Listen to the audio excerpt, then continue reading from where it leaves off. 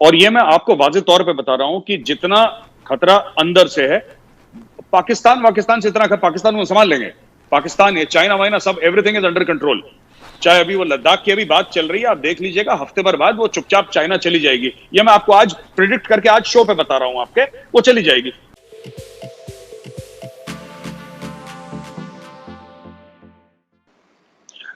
ताहिर साहब, मुझे पता है, मैं इमरान खान के ट्वीट्स पढ़ता हूं, मुझे बुरा भी बहुत लगता है, क्योंकि बात इमरान खान की नहीं है। अगर Imran Khan as a person करता तो शायद बुरा नहीं लगता। आप देखिए ना, वो 22 करोड़ लोगों को रिप्रेजेंट कर रहा है इमरान खान, चाहे वो सिलेक्टेड ही क्यों ना हो। वो आर्मी की तरफ से सिलेक्टेड हो, लेकिन अब तो वो है बन गया प्रधानमंत्री पाकिस्तान का। ही रिप्रेजेंट्स, जिसको हम लोग कहते हैं ना, वो 22 करोड़ लोगों का, उसको गुरूर अगर नहीं है तो उसको गुरूर होना चाहिए 22 करोड़ लोगों का। जब 22 करोड़ लोग अपने प्राइम मिनिस्टर का ट्वीट देखें तो उनको लगना चाहिए कि यार ये हमारा प्रधानमंत्री देखो, ऐसा होना चाहिए बंदा। ना कि एक ट्विटर का ट्रोल जिसको कि फिर लोग आते हैं, फिर उसको गालियां भी सुनाते हैं, ये भी करते हैं, वो भी करते हैं, फिर पब्लिक लाइफ में चलता है ये सब। लेकिन मुझे लगता है कि इमरान खान साहब ने थोड़ा सा ज्यादा कर दिया। मतलब बहुत ज्यादा उन्होंने ट्विटर पे, ग्राउंड पे परफॉर्मेंस नहीं है उनकी। अब देखिए, मोदी साहब ने, उन्होंने करीब 100 ट्वीट करे होंगे मोदी साहब के खिलाफ। मोदी साहब का एक ट्वीट दिखा दीजिए जिसमें मोदी साहब ने जवाब भी दिया हो, क्योंकि नरेंद्र मोदी जी जरूरत नहीं समझते कि वो, जिसको हम हिंदी में कहते हैं, पता नहीं उर्दू में क्या कहते हैं, वो जरूरी नहीं समझते कि उनके मुंह लगे, तो इसीलिए वो जवाब नहीं देते उनका।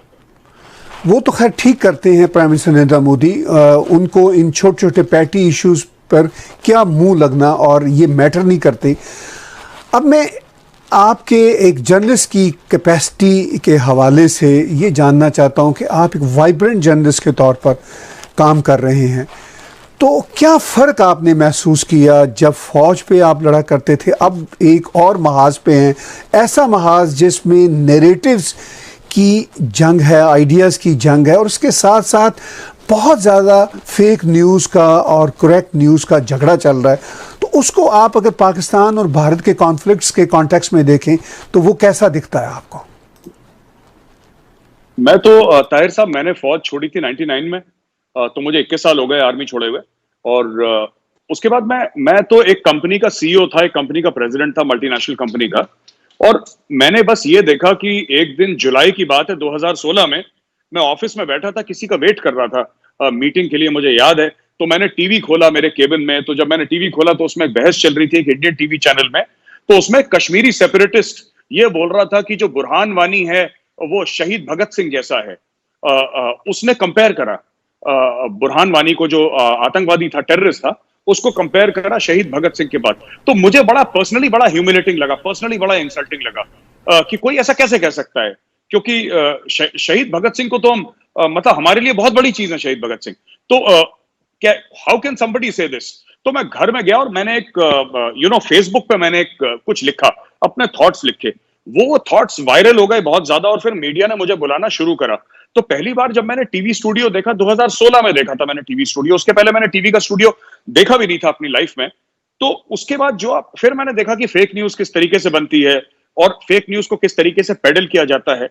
ताहिर साहब, मैं बता रहा हूं कि इंडिया को जितना ज्यादा खतरा अंदरूनी लोगों से है, और ये मैं आपको वाज़ेह तौर पे बता रहा हूं कि जितना खतरा अंदर से है, पाकिस्तान से इतना पाकिस्तान को संभाल लेंगे। पाकिस्तान है, चाइना वाइना सब एवरीथिंग इज अंडर कंट्रोल। चाहे अभी वो लद्दाख की अभी बात चल रही है, आप देख लीजिएगा हफ्ते भर बाद वो चुपचाप चाइना चली जाएगी। ये मैं आपको आज प्रिडिक्ट करके आज शो पे बता रहा हूं आपके, वो चली जाएगी।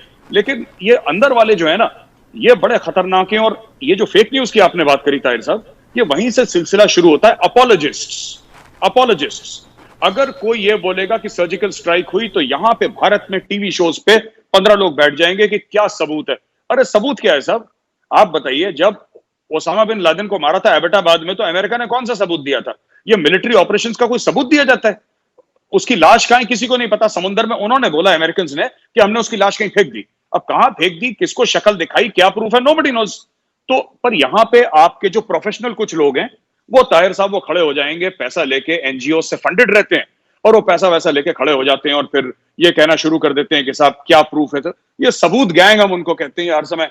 तो ये लोग डिमोरलाइज करते हैं, ये सबसे बड़ा खतरा है। आखिरी में मैं यही कहना चाहूंगा इस क्वेश्चन का आंसर देते हुए ताहिर साहब की, भारत के, मैं अक्सर ये बात कहता हूं, आपकी शो पे भी यही कहना चाहता हूं साहब, कि हमारे किले जो थे ना, जो किले थे भारत के, उनके दरवाजे हर समय अंदर से खुले हैं। हमारे मुल्क में मीर जाफर और जयचंद का बहुत पुराना एक रिवाज है। यहाँ पे इस जमीन ने बहुत मीर जाफर और जयचंद दिए हैं। And who are our real enemies actually? Pakistan को तो हम फिर संभाल लेंगे, पाकिस्तानी फौज को एक बार। देखिए, आपने एक बहुत ही सेंसिटिव बात को छेड़ा है। आपने कहा कि पाकिस्तान से भारत को क्या खतरा होगा। असल खतरा तो अंदर से है, और अंदर से जो खतरा है, मैं इस पर एक अलग से शो कभी आपके साथ करूंगा, लेकिन आज सिर्फ इतना ही टच करना चाहता हूं कि अंदर से जो खतरा है वो किन एलिमेंट से है। जरा इस पर थोड़ी सी रोशनी जरूर डालिए आज। जी ताहिर साहब, एक छोटा सा एग्जांपल दूंगा। 2 साल पहले की बात है, 2017-2018 की लगभग बात है।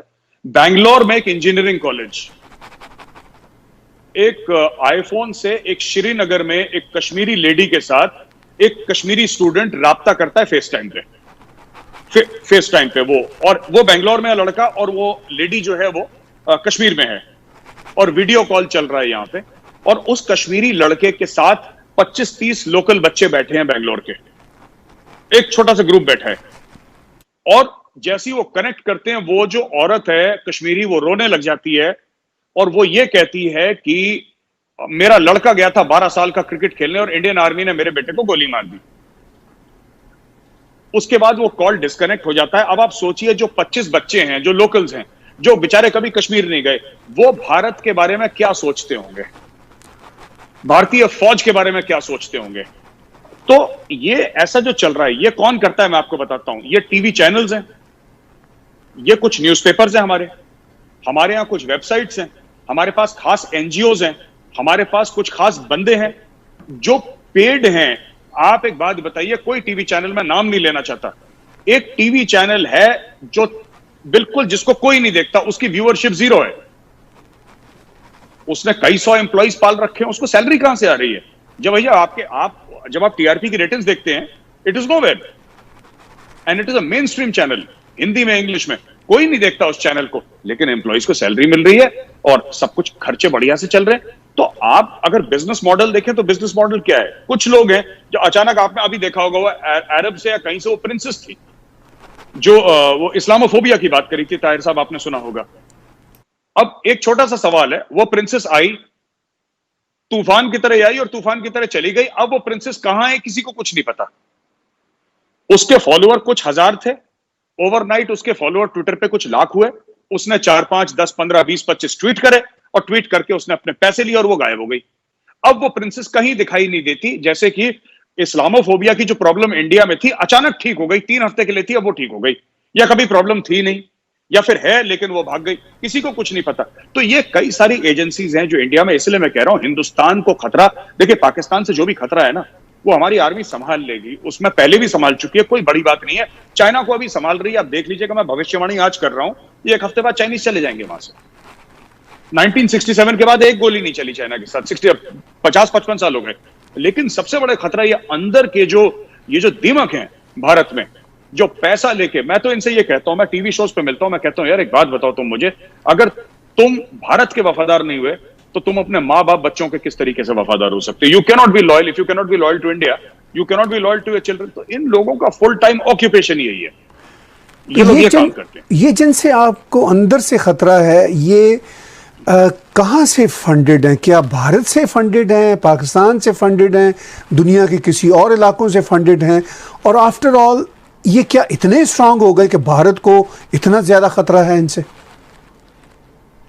सब ये स्ट्रांग नहीं हुए। भारत का जो कॉन्स्टिट्यूशन है अलाउ करता है, जैसे कनाडा का कॉन्स्टिट्यूशन अलाउ करता है, आप अगर कनाडा में हैं तो आप कुछ भी बोलें, तो ये फ्रीडम ऑफ स्पीच के अंदर आता है। अगर पाकिस्तान में होते तो ये ओवरनाइट इनको ऐसा ही गायब कर लेती। 4 बंदे आते हैं सिविल क्लोज में और उनको गायब कर लेते, फिर ये कभी नहीं मिलते लाइफ में, कभी बॉडी मिलती इनकी पड़ी। लेकिन हिंदुस्तान है, आप हिंदुस्तान अकेला वाहिद मुल्क है जहां पे आप आर्मी चीफ को सड़क का गुंडा बोलिए, आप मोदी को दहशतगर्द बोलिए, टीवी पे बोलिए, हर रात बोलिए, आप कश्मीर से बोलिए, और मोदी को और भारत को और इंडियन आर्मी को गाली देने के बाद, कश्मीर में बैठ के इंडिया को गाली देने के बाद, फिर आप एंड में जाके ये भी बोलिए कि कश्मीरियों पे बहुत जुल्म हो रहा है। ये आप सब बोल सकते हैं, इंडिया का कॉन्स्टिट्यूशन अलाउ करता है। तो इनकी फंडिंग कहां से होती है मैं आपको बताता हूं। इनकी फंडिंग के 3-4 जरिए हैं। एक तो एनजीओज हैं जिनकी फंडिंग बाहर से होती है, दूसरा ओवर इनवॉइसिंग से इनकी फंडिंग होती है। मैं आपको बताता हूं, मैंने 10 टन सेब खरीदे कश्मीर से, राइट? मैंने 10 टन सेब खरीदे कश्मीर से। उसने बोला कि मैं आपको दूंगा साहब 20 रुपए किलो के सेब दूंगा। तो हमारी डील कुछ माना कि फॉर एग्जांपल मैंने बोला कि हमारी डील 5 करोड़ रुपए में तय हुई। 5 करोड़ रुपए में तय हुई। मैंने उसको बोला कि तुम सुनो, तुम 5 करोड़ रुपए मैं तुम्हें नहीं दूंगा, मैं तुम्हें 10 करोड़ रुपए दूंगा। तुम एक काम करो, 5 करोड़ रुपए तुम खुद रखो जो तुम्हारा बिजनेस का पैसा है, 1 करोड़ रुपए अपना कमीशन रखो, 4 करोड़ रुपए तुम वहां पे इस बंदे को दे देना। तो वो बैंक से धीरे धीरे कैश निकालेगा और स्टोन पेल्टर्स में बांटता रहेगा। हवाला के चैनल से पैसा आता है। तो एनआईए ने, देखिए, जब से एनआईए की रेड्स हुई हैं वहां पे कश्मीर में स्टोन पेल्टिंग बहुत कम हो गई है, क्योंकि वहां पे मैं जानता हूं लोगों को। एक लड़का है, मैं उसका नाम नहीं लूंगा, मैं उसको जानता हूं। वो स्टोन पेल्टिंग करवाता है, प्रोफेशनल स्टोन पेल्टर है।